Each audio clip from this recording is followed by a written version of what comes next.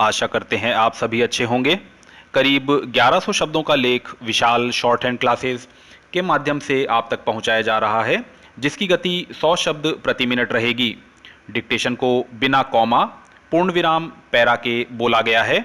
लेख को बोले जाने की गति के आधार पर आप इनका प्रयोग करें। डिक्टेशन की पीडीएफ एवं महत्वपूर्ण शब्दों एवं वाक्यांशों के लिए आप हमारा टेलीग्राम चैनल ज्वाइन कर लें। चैनल का लिंक नीचे डिस्क्रिप्शन में दिया गया है। एक महत्वपूर्ण जानकारी, हमारी पिछली कई डिक्टेशंस महापुरुषों की जीवनी पर आधारित रही है।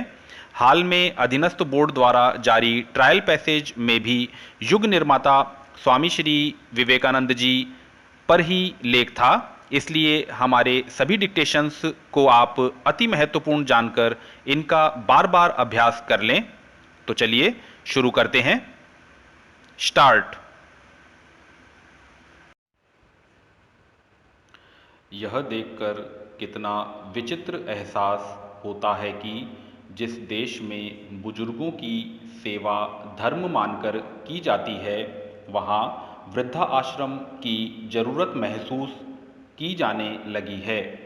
आपाधापी के इस जीवन में परिवारों में बदलाव आ रहे हैं और उनका सबसे अधिक असर बुजुर्गों पर ही पड़ रहा है। जीवन की संध्या काल का रहा सहा उजाला भी छिन रहे हैं। आज की संतानें 90% से अधिक बुजुर्ग छोटी छोटी जरूरतों के लिए अपने संतानों के आगे हाथ फैलाते हैं। धीरे धीरे एकल परिवारों के चलन ने न केवल समर्थ परिवारों की अवधारणा पर लगातार प्रहार किए हैं, बल्कि पश्चिम से उधार ली गई कई चीज़ों ने बुजुर्गों के प्रति उपेक्षा, कहीं कहीं दुर्व्यवहार भी पनपाया है।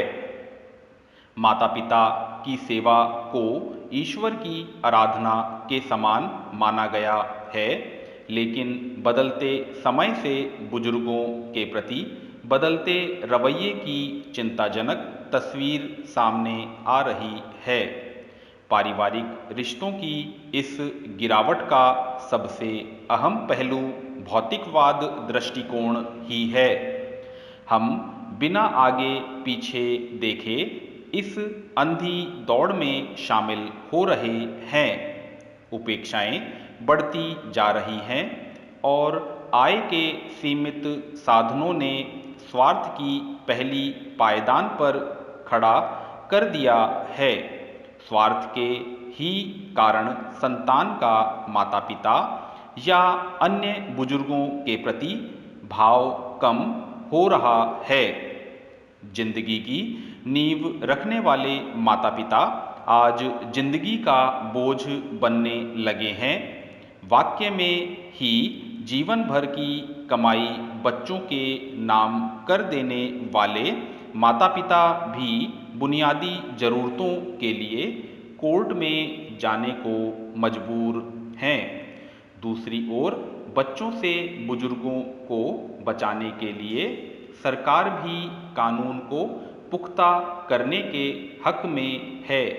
कहते हैं कि दौर बदलता है, नई पीढ़ी एक नई उम्मीद लेकर आती है, लेकिन दौर का इस तरह बदलना बहुत ही भयावह है और आगे की पीढ़ी क्या होगी इसका तो अनुमान ही डराने वाला है।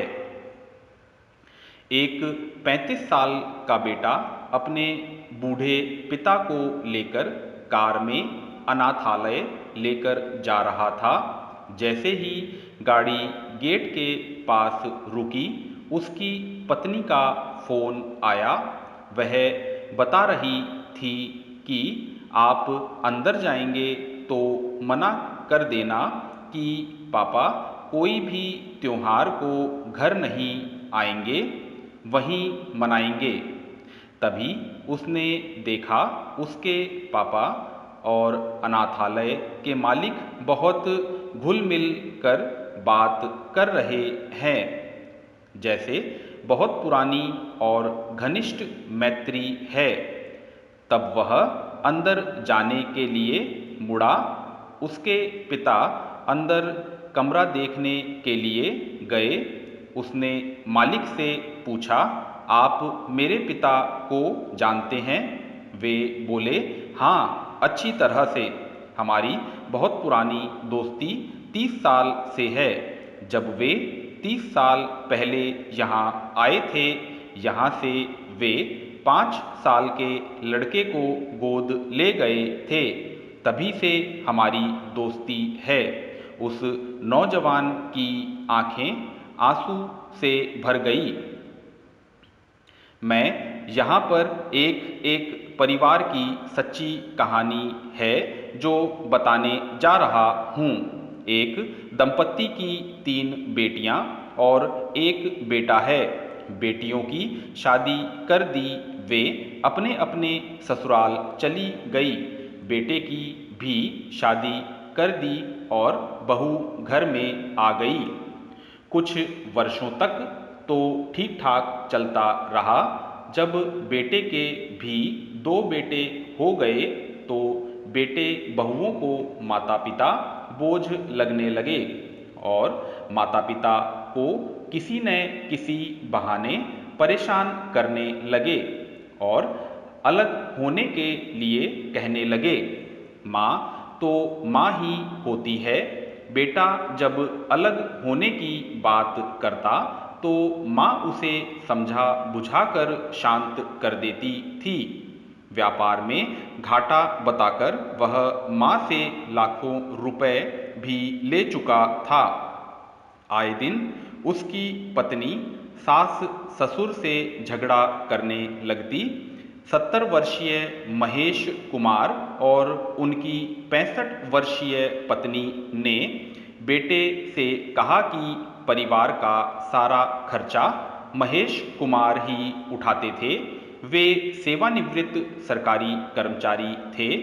सारा खर्चा उठाने के बावजूद भी वे उन्हें परेशान करते रहते थे। महेश कुमार ने उनका खर्चा उठाना बंद कर दिया तो वे वृद्धा आश्रम में भेजने की तैयारी करने लगे। जब बेटियों को यह पता चला कि माता पिता को घर से निकाल रहे हैं तो वे तीनों बेटियां दीवार बनकर खड़ी हो गई और अपने भाई से बोली कि माता पिता इसी मकान में रहेंगे, हम यहाँ से नहीं जाने देंगे और तुम्हें अलग रहना है तो तुम अलग हो जाओ। और बेटे बहू ऊपरी माले में रहने लगे। बेचारी माँ जो कि बीमारियों से ग्रस्त है, उनकी दोनों किडनियाँ खराब हो चुकी है। डॉक्टरों ने डायलिसिस बतला दिया। साथ ही महेश कुमार भी अक्सर बीमार रहते हैं। वे दंपत्ति खुद ही सारा घरेलू काम करते हैं। आए दिन वे बीमार हो जाती हैं। वह बेटा माँ को देखने भी नहीं लेकर जाता। जब माँ को डॉक्टर के पास जाना होता है तो बेटियों को ही फोन करके बुलाती हैं। बेटी तो बेटी ही होती है। विराम। बेटियां ससुराल से अपने घर तुरंत आती है अस्पताल में दिखाने के लिए। माँ बाप की इस स्थिति में देखकर भी बेटे बहुओं का दिल नहीं पसीजता। इसी तरह मैं अन्य परिवार और व्यथा बताने जा रहा हूँ। कुछ समय पहले हमारे मोहल्ले में एक व्यक्ति ने मकान खरीदा। जब वह व्यक्ति रहने आया तो उनके साथ 2 बच्चे और माता पिता भी थे। वे 2 भाई एक बहन थी। उनके पिता सेवानिवृत्त कर्मचारी थे। उनकी पत्नी बीमारियों से ग्रस्त रहती है।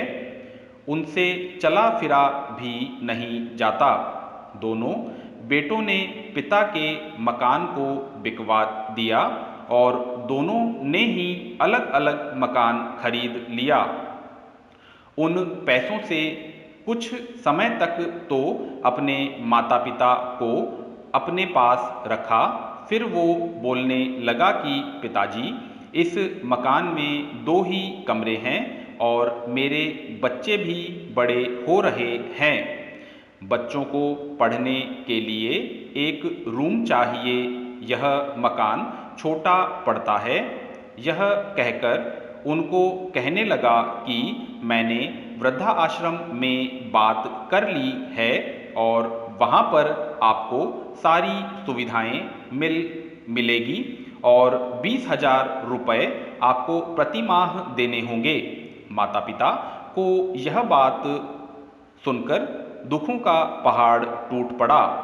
उनके पड़ोस में रहने वाली महिला को जब यह बात पता चली तो इनके दोनों बेटे अपने माँ बाप को रखना नहीं चाहते और वे उन्हें वृद्धा आश्रम भेज रहे हैं।